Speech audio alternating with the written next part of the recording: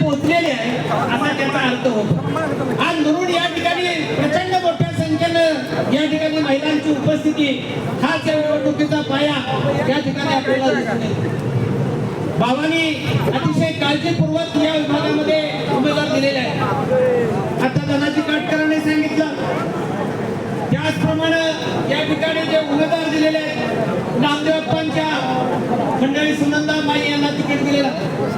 खरं तर आपण पाहिलं नामदेवप्पांचा इतिहास अतिशय कष्टाळू, अतिशय प्रामाणिक कार्यकर्ता म्हणून त्यांची नोंद या विभागामध्ये आहे. सायकलवरून दूध विकणारा एक कार्यकर्ता आज एवढा मोठं साम्राज्य उभं करू शकतो आणि त्याच्या पाठीशी खंबीरपणे उभं राहण्याचं काम नाही आपण केलं.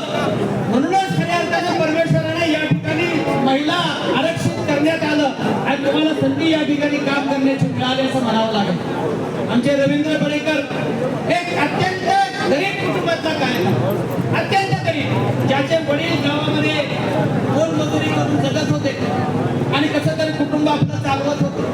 अशा एका कार्यकर्त्याला वारुंडीच्या गावामध्ये नामदेवप्पांनी ऋतुराज बाबांनी या ठिकाणी संधी दिली आणि चांगलं काम करण्याचं संधी या निमित्ताने या ठिकाणी त्यांना दिलेली आहे. दुसरे पीजी पाटील, स्वर्गीय पीजी पाटील त्यांच्या चिरंजीव श्रीकांत पाटलांना बाबा आणि उदयदादांनी या ठिकाणी उमेदवारी दिलेली आहे. खरं तर उमेदवारी आज माहीत सांगली जात आहे.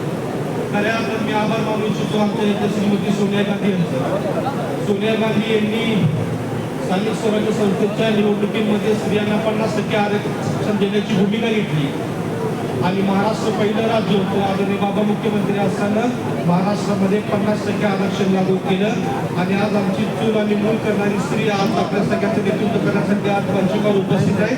ते फक्त डॉक्टर श्रीमती सोनिया गांधी यांचं निश्चित बटन दाबावं आणि भरघोस मताने तिन्ही उमेदवारांना निवडून आणावं असे मी आपणास सांगायला या ठिकाणी आलेलो. त्याचबरोबर आप्पांचं काम करण्याची पद्धत पण त्यांची रेल्वे असो दुसरे पाटील साहेब असो या तिघांच्याही प्रकारचे जनतेसाठी काम करणारे काम करण्याची पद्धत आपल्या सर्वांना माहिती आहे.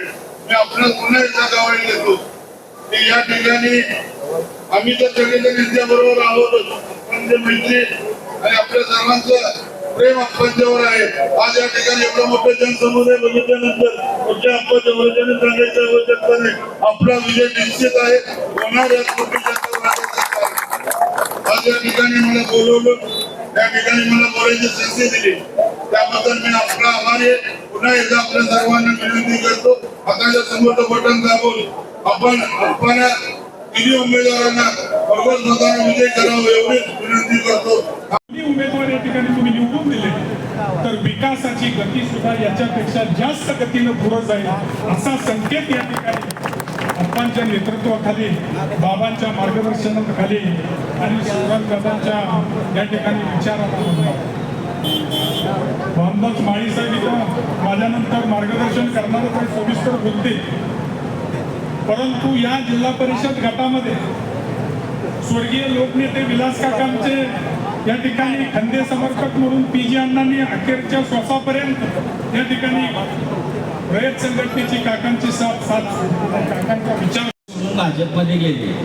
कशासाठी गेले? त्यांना काँग्रेस भाजपचे पृथ्वीराज बाबा विधानसभेला पराभव झाला की त्यांनी वाटलं की चला आता आपण भाजपमध्ये आपण इजीमध्ये निवडून येऊ. आपण या वारंजी गटामध्ये लीड घेतलेलं भाजपच्या आमदारांनी, म्हणून ते भाजपमध्ये गेले.